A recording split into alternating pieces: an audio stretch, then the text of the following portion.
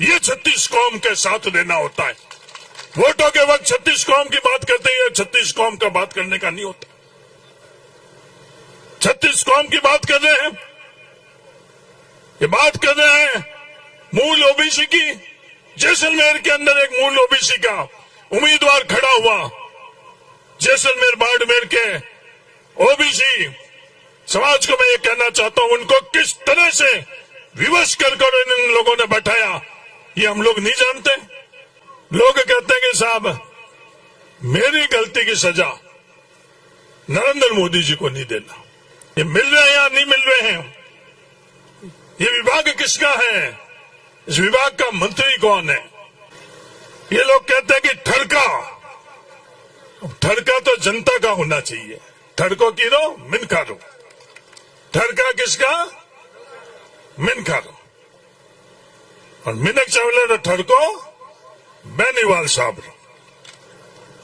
कई तरह की ताकतें, कई तरह की बातें, कई तरह का हिसाब किताब करने के लिए इस चुनाव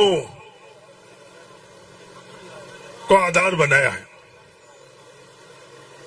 मेरा तो आप सब लोगों से ये निवेदन है, बात अपन अपनी खुद की बात धार की करे, बात बाड़मेर की करे, बात किसानों की करे, बात नौजवानों की करे, और उसी आधार के ऊपर 26 तारीख को अपन लोग वोट डालकर अपना खुद का घर का प्रतिनिधि उम्मीदवार राम बेनीवाल को वहां भेजे। ये लोग कहते हैं कि ठड़का तो जनता का होना चाहिए। ठड़को की रो मिनखा रो। ठड़का किसका? मिनखा रो। और मिनक चावले रो ठड़को बेनीवाल साहब रो। कौन मिनका नी माया है, मिनक तय करेला। खुद कहना हो तो कोई ठड़को होवे को नहीं। वोटों का राज है और वोटों का राज में मिनका करने ताकत है। कीरो ठड़को राखना और कीरो ठड़को। तो अपने को उम्मीदवार राम जी बेनीवाल की मदद करनी। जब हिसाब किताब की बात करते हैं तो लोग कहते हैं कि साहब मेरी गलती की सजा नरेंद्र मोदी जी को नहीं देना। अब जो हिसाब किताब है वो हिसाब किताब तो सब अपना अपना हिसाब किताब लेकर ही आएंगे। खेत खड़ा, खेत है, बाद में खेत में मेहनत करा, ला बुलावा भाई गिनाईता नहीं, लाटो ले पड़ो बाजार में आप तुलावा तो खुद है खेत है, खेती तुलावा लाया और की रे हिसाब किताब उबा तुलवावा। तुलवाना तो अपन खुद ही खेती नहीं पड़ेला। आप कहे नहीं साहब मारी खेती रो हिसाब किताब नहीं करो तो हिसाब किताब करो, कोई पड़े ही खेती थी। बारी बात है, बारी हिसाब किताब है तो बारी करला। हिसाब किताब खुद ही करना है। खुद के हिसाब किताब के अंदर खुद मूल बात है, जो अपनी बात है, उस पर ये लोग नहीं आते। ये बात करते हैं कि विभाग किसका? इस विभाग से ये 2-2 हजार रुपए जो मिल रहे हैं बाड़मेर के किसानों को, ये मिल रहे हैं या नहीं मिल रहे हैं? ये विभाग किसका है? इस विभाग का मंत्री कौन है? ये सवाल, ये बात अपन लोगों के बीच में रखी जा रही है। 5 साल जब मैं लोकसभा का सदस्य था, उस वक्त बाड़मेर के प्रत्येक व्यक्ति के जेब में कितना पैसा जा रहा था, उसका हिसाब किताब मैंने बाड़मेर की जनता को और दुनिया को बताया।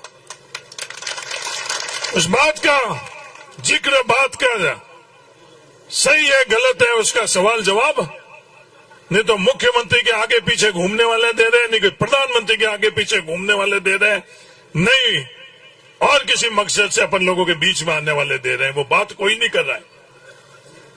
2009 के अंदर जब औसतन आई हम लोगों की 17,078 रुपए थी सालाना, हर साल में बाड़मेर के प्रत्येक व्यक्ति के जेब में 17,078 रुपए आते थे।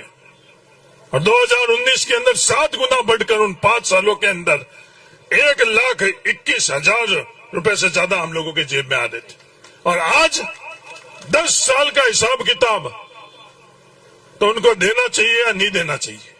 वो बात नहीं करेंगे। वो फसल बीमा के अंदर जो हम लोगों के खुद के हक के पैसे थे, हक के पैसे का फैसला होने के बावजूद भी मैं उनसे ये पूछना चाहता हूं कि जो टाटा एजी और किसानों का फैसला करने के लिए जिस मंत्रालय की आप बात करते हो कि वो मंत्री कौन, मैं, वो कृषि मंत्रालय ही है।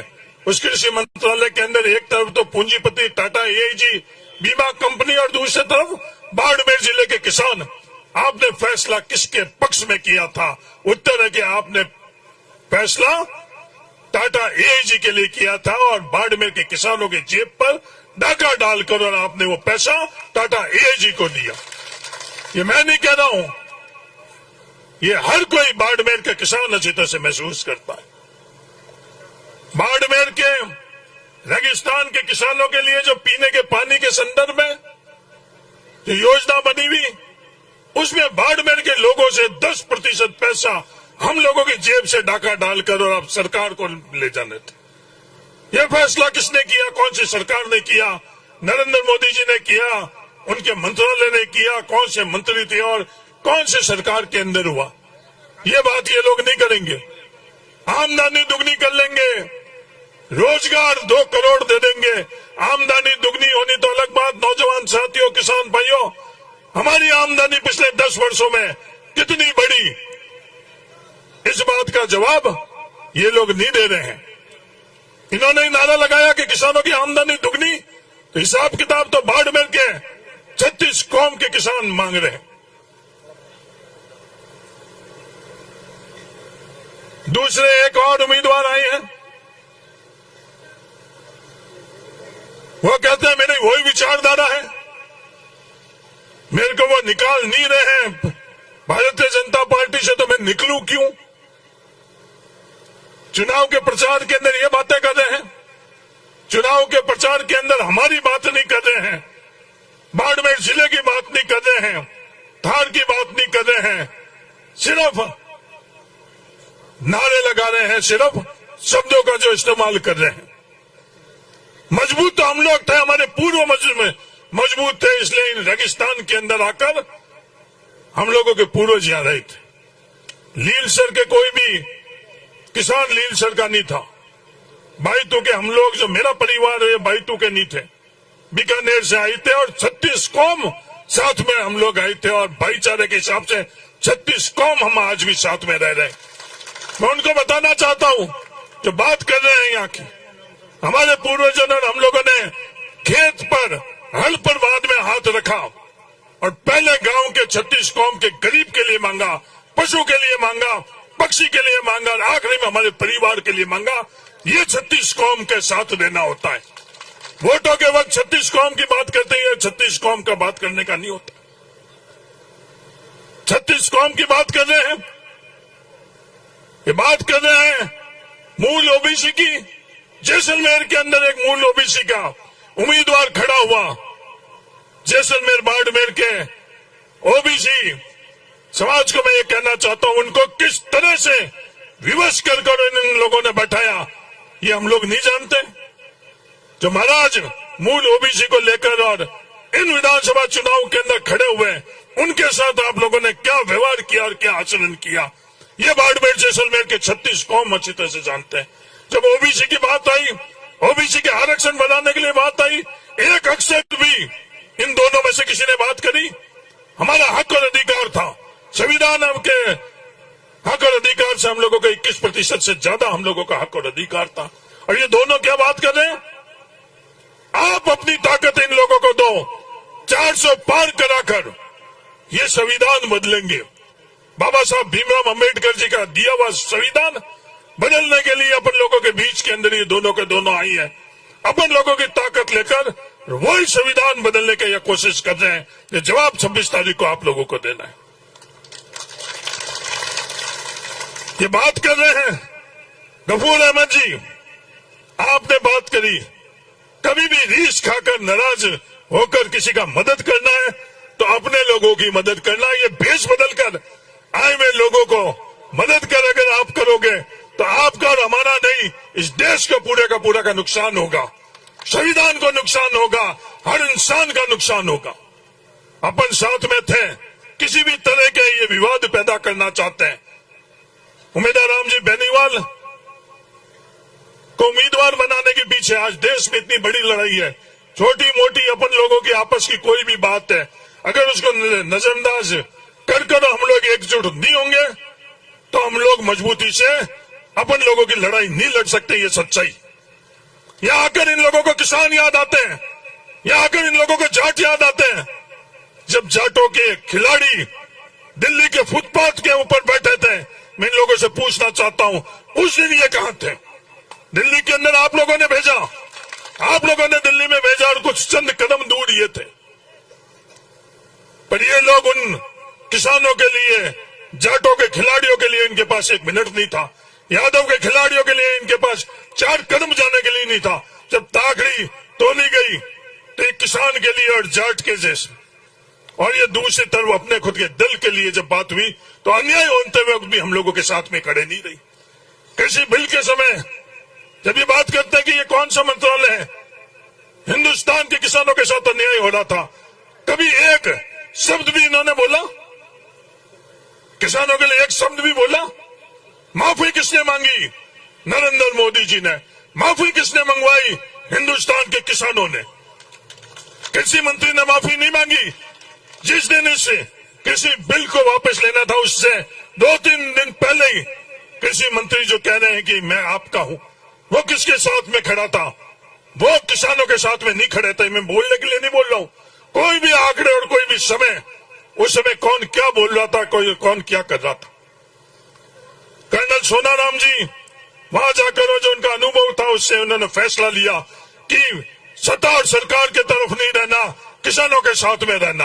मैं तहे दिल से आपको धन्यवाद देना चाहता हूं। कुछ फैसले होते हैं, फैसले के तरीके रहते हैं, कमी पेशी होती है। ये मैं नहीं कह रहा हूं कि कोई भी फैसले के अंदर कोई कमी पेशी नहीं है, पर जो भी फैसले हुए अपने परिवार के लिए अच्छा फैसला हुआ, ये मैं नीति नियत अपन सब लोगों की थी।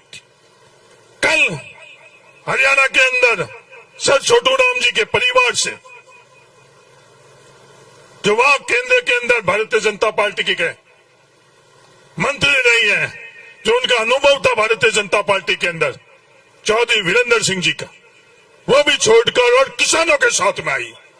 तो बाड़मेर के किसानों, ये फैसला आप लोगों को करना है कि इस किसान की जाजम पर आकर किसानों को ताकत देकर किसानों को आगे बढ़ाना है, या एयर कंडीशन में बैठे हुए मुख्यमंत्री जी के पास जाकर और अपनी ताकत का वहां नतमस्तक होना है। तो फैसला आप लोगों को करना है।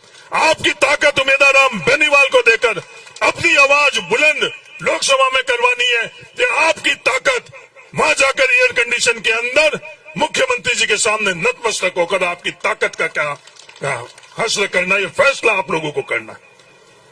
मेरा आप सब लोगों से यही निवेदन है, मजबूती से उम्मीदवार राम बेनीवाल की मदद करो, तन से करो, मन से करो और धन से करो।